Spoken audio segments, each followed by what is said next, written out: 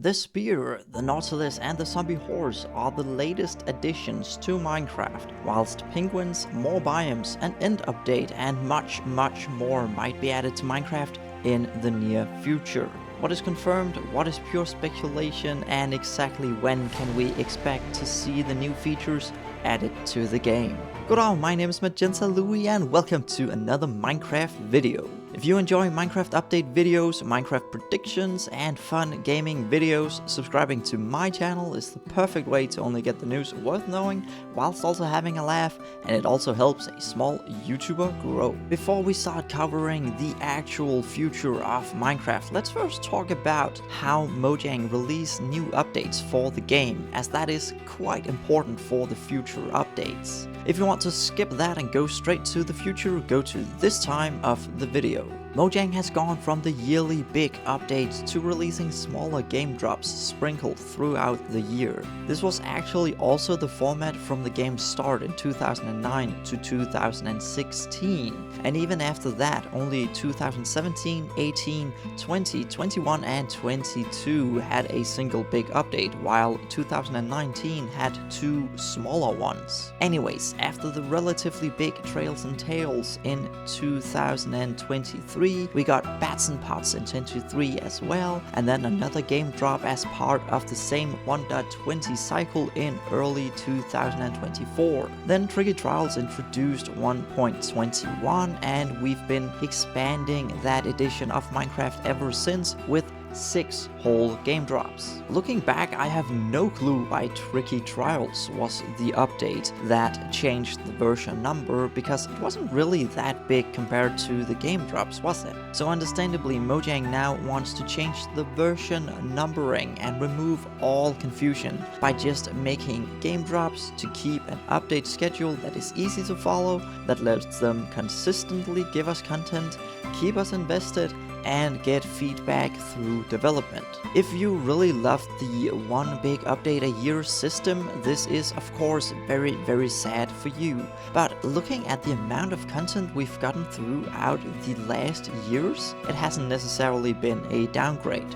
So how does this new system function? Well, the only thing we know for sure is that the version numbering is now based on the year, the number of game drops, and sometimes an additional number if the update is a hotfix or a patch. The current system did get quite confusing with 1.21 counting upwards with every single update, including small hotfixes, which also explains why I have such gaps in what updates I've covered.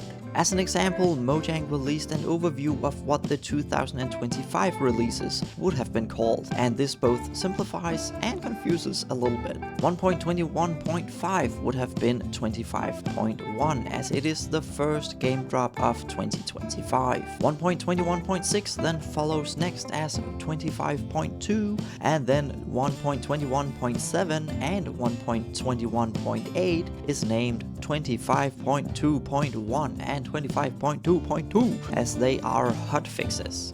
But this also caused a little bit of confusion, as 1.21.7 did actually release some content that might be missed by some players in this new naming system. Still, it removes a lot of confusion and unnecessary numbers that didn't really mean anything anyways. Now, I've seen a lot of people saying that this article explaining this new system confirms that we won't get any new big updates, and that is actually not the case. Mojang has confirmed that they like the feedback and constant updating with game drops throughout the year, and I'm sure they'll continue doing 4 game drops a year with a 3-month gap in between. But that does not mean that they can't or won't work on bigger updates alongside the game drops, and it sure doesn't mean that the game drops can't or won't work all towards a shared goal. The 25 game drops were quite different, but then again, they all had a theme of atmosphere and mounts. So I'm guessing Mojang will have a theme of the year with all 4 game drops building upon that one theme,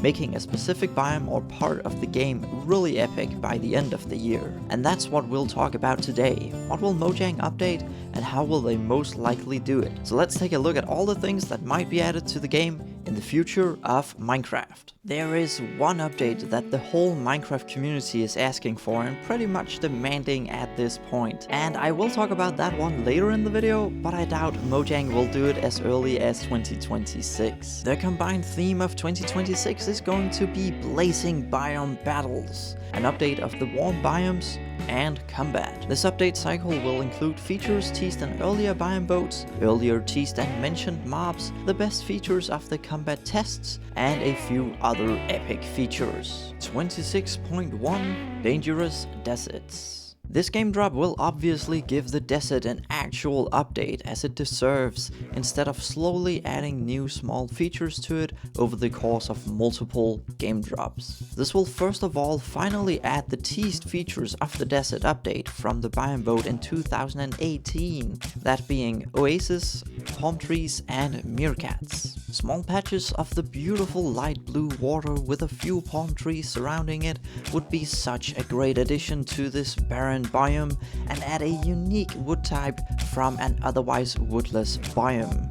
While meerkats do live in dry habitats, the desert is a bit too extreme, while the Savanna or even Badlands biome would fit it better.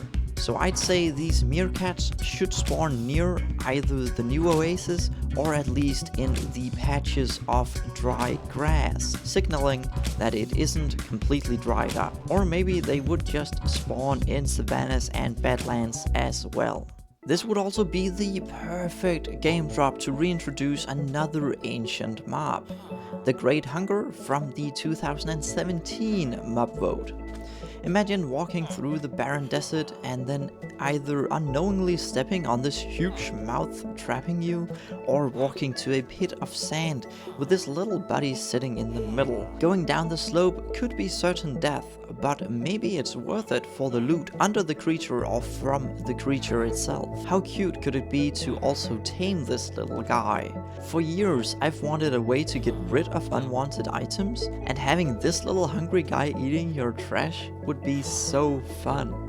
For the combat part of the game drop, this could be the one to introduce forced cooldown to finally get rid of spam clicking with weapons that basically are useless anyways. It is also difficult for new players to understand the cooldown mechanic when spam clicking initially seems like a working strategy. This might trigger too many old school fans, I know that, I'm sorry.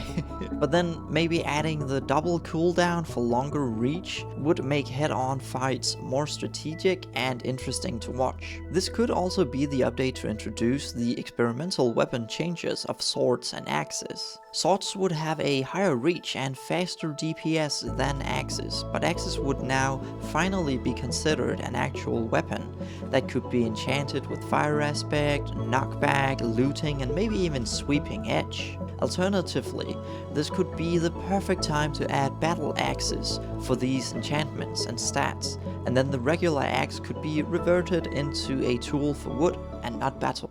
26.2 Jaw-breaking jungles. This is gonna be a smaller but still really cool game drop, as jungles in real life are super dense with life. It should add more life in the trees with the mentioned sloth or the Chinese pole loser snub-nosed monkeys. More life in the trees and air would be amazing with cute mobs like these. Another Chinese pole mob that could bring some very needed unique life into the jungles is the Baijis. These freshwater dolphins lived in warm rivers, perfect for the waters in jungles. Other than these three mobs, this game drop finally lets the player hold bigger stacks of potions, and maybe even lets us brew even stronger ones. This would make potions more worth it and more useful in fights. 26.3 Savage Savannas. The savannas still feel a little left out when it comes to unique content, and for that reason this game drop will finally bring the features teased in the 2018 biome vote into the game. Firstly, giant baobab trees as another unique wood type, and maybe baobab wood could be crafted into some sort of medicine like milk, or waterproof tool like buckets or water bottles, while the leaves could be a new food source. The biome vote also teased ostriches. That could be a new source of feathers, chicken, and most importantly, a rideable mob that is also capable of attacking. That would be so super cool, just riding around a war ostrich. Finally, termites were also teased, and while I'm not sure what they would be used for, they would be really aesthetically pleasing to look at. They wouldn't really be a mob, but more a kind of animated decorational block. Maybe this could be a creative way of introducing a woodcutting station like stone cutters for stone blocks. For the combat parts of the game drop, this is the one to finally add functionality to the fletching table. Cheaper crafting of arrows and an easy way to get tipped arrows of different kinds. The experimental combat update would also get into play with adding more accuracy to bows and crossbows if fired within 3 seconds, and eggs and snowballs would still be without damage, but do a little bit of knockback. 26.4 Battling Badlands. The final game drop of 2026 will add the last 2 features teased in the 2019 biome vote to the Badlands. We already got the new cactus flower, so here comes the tumbleweeds as well. They will jump around and maybe in sync with the new ambient sounds of sand, dry grass and dead bushes, sometimes speeding up as if hit by wind. They will do thorns damage if touched, but they can include loot if destroyed. The other feature is the vultures. This giant bird will circle a dead player's loot and even swoop in to try and steal the loot from dead mobs, making it more difficult to pick up food from killed mobs in the wild. It would also be a difficult foe to fight if provoked, functioning kinda like a stronger phantom, but killing it would give some unique and awesome loot. For the combat part of the game drop, there's a new enchantment for the axe that lets it disable shields for a longer time. At the same time, shields will get less OP for more fun PvP battles. This means blocking less damage, not blocking TNT explosions, and only blocking 50% of knockback hits. To not nerf it completely, it will get faster to activate, and if stuck by multiple mobs, it will be possible to attack whilst blocking if the player is crouched. To make it even cooler, these stats could vary depending on the crafting material of the shield, adding a copper shield with even worse stats and abilities, but also adding a diamond shield with even more OP stats. Finally, this game drop would add an idea that has been around in Minecraft content for years, but has never been fully implemented before. Back in 1.7, they had the idea of spike blocks that eventually turned into sticky pistons. Then another developer took this idea and converted it into a trap block, which was then partially implemented as pointed dripstone in 1.17. Then when developing 1.19, they planned to add the skulk jaw, a spiky trap damaging anything that stepped on it, but it was never added. Now, inspired by a Minecraft movie, it would be so cool to be able to put cactus or cacti balls into dispensers as a turret or a hidden trap. And why not take it a step further? Of course, guns won't ever get added into Minecraft, but we got cacti launching dispensers and the potato launcher in the movie. And with both gunpowder and the technology of redstone in the game, why not combine these ideas to a portable cactus shooter? That would be really epic. Now we are moving into 2027 with the update everyone is waiting for, and it is completely impossible not to mention in this video. The End update, Evolution of the End. There are so many great videos, mods and theories on this update that I don't think my ideas are any better than the ones that are already out there on the internet. So I'll just relatively shortly give my thoughts on how Mojang will most likely update the End. It will once again be 4 game drops throughout the year, updating different parts of the game, starting with 27.1. Emergence of the End. To not disappoint anyone despite starting with a relatively game update whilst everyone is expecting this big End update, Mojang will kick off the year with a new life-filled biome in the End, maybe even multiple. One of these biomes will be a whole new forest biome with unique wood, unique blocks, plants and mysterious waters. In these forests, weird creatures roam, and maybe even some sort of creatures that will drop specific items in trade of certain materials, akin to the piglins in the Nether. This will give us players a reason to return to the End. 27.2 Echoes of the End. The second game drop of the year will be an upgrade to already existing biomes and features of the End. The dragon fight will be refined to be more fun in general, easy to strategize for newbies without trial and error deaths, but also have more replayability. It will still have the unmodded classic Minecraft feel, but maybe the dragon has more stages, special attacks, better AI, or maybe a respawn of the dragon is required for more difficult battles. This would of course also yield better loot. The End should still feel very barren, so the forest of 27.1 is very rare, and the End Islands and Midlands will still be the main biome of the End. But the End cities are without a doubt way too rare, so these will generate even more often, or there will at least be small structures with maps leading to the nearest End cities. The Forestry Forest will be denser and spread a new type of puzzle. Maybe even Endermites can spawn naturally in between the trees where Endermen can't reach them. In general, the End will stay barren, but the terrain will have more height differentiation, including the small islands. 27.3 Emptiness Expanded. The third game drop of the year will add more barren biomes to the End. There's so much potential for the End biomes, but I would personally be very disappointed if we get too much life in the End. It should be barren, but there are a lot of ways to make something feel barren, but still interesting, and more interesting than this. Other ground blocks than endstone, weird rock formations, pits of poisonous waters, small dead looking plants, and so on and so forth. These biomes could generate quite often without making the End seem less barren. No life here, but maybe a whole new ore would generate in the caves underneath it, with a new cave-dwelling Enderman. Worth the risk, but scary, just like the Pale Gardens and the Ancient City. And for players not interested, it will be completely avoidable in the barren landscape above. 27.4 Whispers of the End. The fourth and final game drop of the year will add more mobs to the End. If the previous game drops didn't add them, then this would be the drop to add naturally spawning endermites somewhere, trading mobs in the new biomes, and phantoms or a variant thereof in certain biomes as well.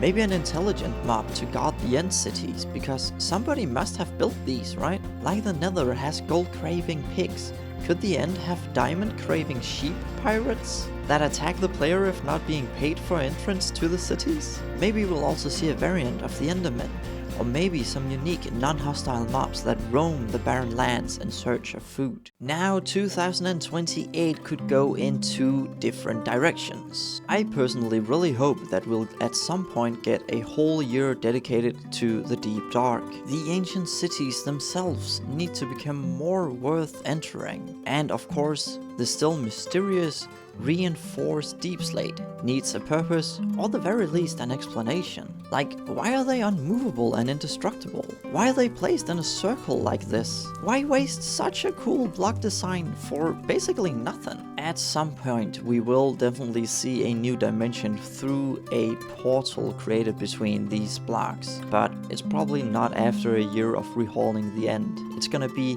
too big of an update right after an already pretty big update. Instead, we'll get a year with game drops bringing in the experimental features, minecart improvements bringing better transportation, redstone experiments making redstone better, and villager trade rebalance giving the player a reason to find a village of every type. With this, we'll get more atmosphere updates making the waters and skies feel more alive. Particles, butterflies, birds, fish, insects, whatever. More life, plants, and maybe even more edibles. This would also include the final sniffer plant that was leaked but never released. We need more plants like this in the game. We'll also get more workstations, like a fire workstation, making fireworks more accessible and fun to create.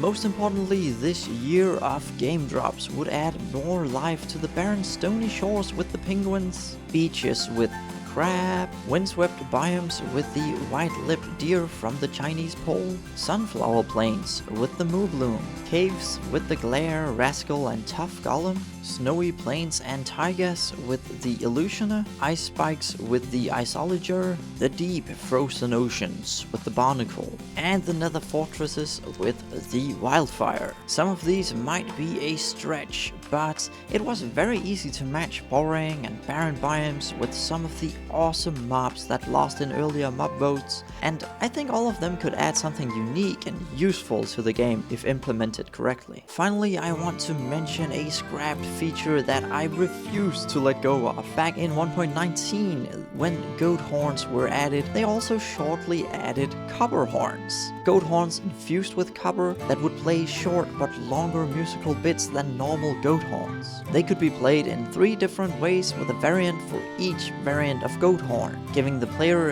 at the time 30 unique sounds in the game. Sadly, this was removed again as they weren't satisfied with it, but I think this gave the casual vanilla player a cool alternative to the custom goat horns and music discs from the big SMPs. So please bring it back, Mojang, please!